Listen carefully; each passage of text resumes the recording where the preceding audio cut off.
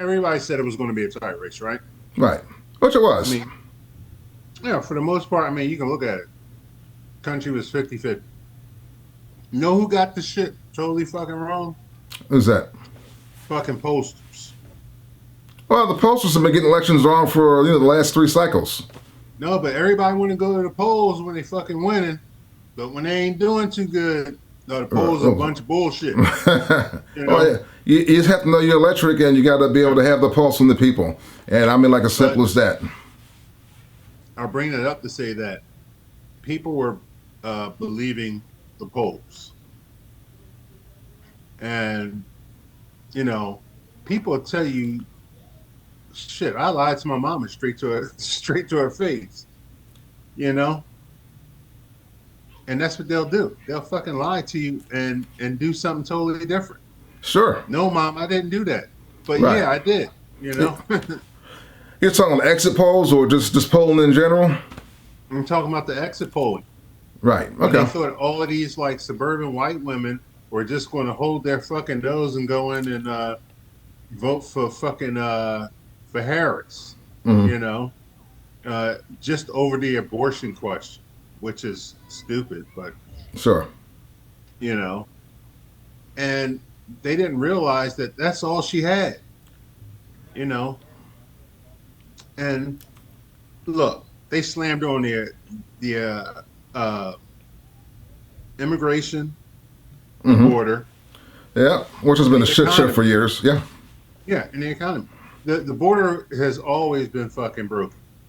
Guess where you can't go and claim asylum? The border. Mexico, nigga. Is that right? They will kick you the fuck out.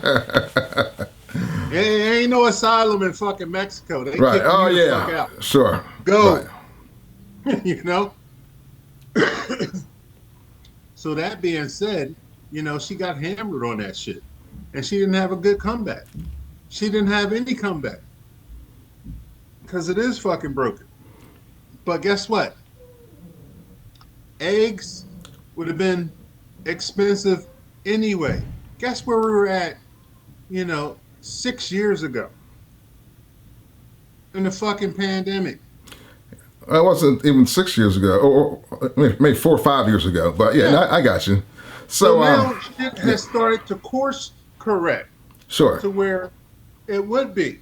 And now people are saying, oh shit, fucking eggs are $2. Really? You voted against your fucking self-interest because eggs are $2 more than it was 3 years ago? Well, since we're in the economy, and good point. But since we're like on the economy, something that people don't get, from a business standpoint, is how do you judge whether your business is successful or not? Where you were profit-wise, and what you have in the bank from the previous year, yes or no? So if you're down, then guess what? Your business is going down. But if you're up, then you're on up. So, this is all tied to inflation and everything else. Of course, everybody wants to show, hey, we're successful, we're being profitable. And so, of course, the price of goods are going to go up. And the price of living in general is going to go up. There's no politician out there who's got some magic switch of like, oh, I'm gonna be, no, it's just not going to happen. You can't. We can try to forecast it. We can kind of get close. It's like forecasting the weather and shit. Sure. Sometimes you get it right. Sometimes you get it wrong. You get it wrong. Right. But politicians have nothing to do with inflation or the economy, because you know what? Every business out there who's trying to stay in business, they want to see a profit, from the previous year, because that's how they sell to the shareholders and to the investors, or even if it's just a private-owned company. Okay, how are we doing? Okay, we made more money than we did last year. We got more money in the bank than we did from the previous year. So anything else, it's a failure. So, people just have to, get this notion, I guess, out of their head that, the economy is bad. And don't think that for 1 minute because Trump got reelected, that the price of food is going to go down, the price of fuel is going to go down, or the price of anything is going to go down. It's just not going to happen. Anybody who thinks and that's going to happen, they're just fooling themselves. What people forget was that when Trump was president, guess what was happening? You was getting a fucking check every month or every 3 months while you were working. So you were getting your own pay plus stimulus from the fucking pandemic. Oh, you're talking about during when COVID first rolled, Yeah, COVID 2020, sure, yeah. Yeah, you getting all that shit. So guess what? You living a little high on the hog. Sure. Things are feeling a little bit better. Right. You're paying your rent on time. You got a couple extra dollars in your pocket, maybe a few in the bank. Go out to dinner and buy a new TV. Right. Yeah. Things are good. Course correction. Them $2 eggs are now $6 a carton. Oh shit! No. First of all, you didn't change your life situation during that whole fucking time. True. For the most part, a lot of people didn't change their lives. They just kept on doing the same shit that they were doing. Still living that spending level. Yeah, still expecting a different fucking outcome. What? The definition of insanity. Doing the same thing, expecting a different result. Getting a check, I'm living good. All of a sudden, fucking checks dry up. Yeah, that's true. Bill collector knocking.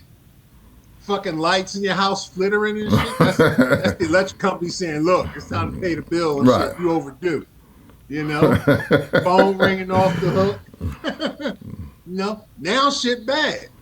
But you haven't changed what you were doing from that same time until now. But shit is bad. Right.